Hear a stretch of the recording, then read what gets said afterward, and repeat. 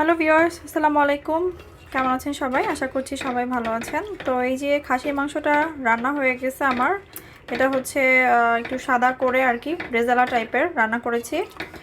তো এটার মধ্যে উপকরণ যা যা দিয়েছি, তো সেটা হচ্ছে আপনার মানে পেঁয়াজটা ভেজে খাসির মাংসটাকে আগে পেঁয়াজটাকে খুব ভালো মতো ভেজে মানে ব্রাউন করে ভেজে হচ্ছে খাসির মাংসটাকে দিয়ে দিয়েছিলাম মানে সরাসরি পেঁয়াজের মধ্যে। তারপর হচ্ছে আপনার আদা রসুন বাটা, আর হচ্ছে গরম মশলা, হচ্ছে এলাচ, দারচিনি, আর হচ্ছে গুঁড়া মশলার মধ্যে শুধু দিয়েছি হচ্ছে আপনার শুকনো মরিচের গুঁড়া। জাস্ট এই কটা উপকরণই, আর লবণ পরিমাণ মতো, আর কিছুই না। আর হচ্ছে কষানোর পরে মানে অনেকক্ষণ কষানোর পরে তারপর হচ্ছে আমি এখানে অ্যাড করেছিলাম আপনার হচ্ছে টক দই।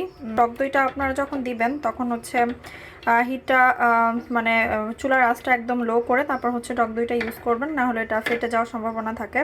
এটা আমি আমার নিজের অভিজ্ঞতা থেকে বলছি। সো এইগুলো দিয়ে হচ্ছে এই রেজালাটা আজকে রান্না করলাম। যেহেতু এটা ভাতের সাথে খাবে, তো এটাকে খুব রিচ করি নাই আমি।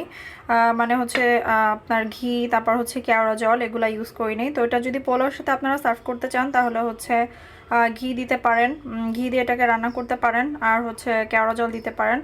আর একটু ভালো লাগবে, আর একটু স্মেল আসবে, ভালো লাগবে একটু পোলাওর সাথে খাওয়ার জন্য। আজকে যেহেতু আমরা ভাতের সাথে খাবো, সো এটাকে আমি এভাবেই রান্না করে ফেলছি।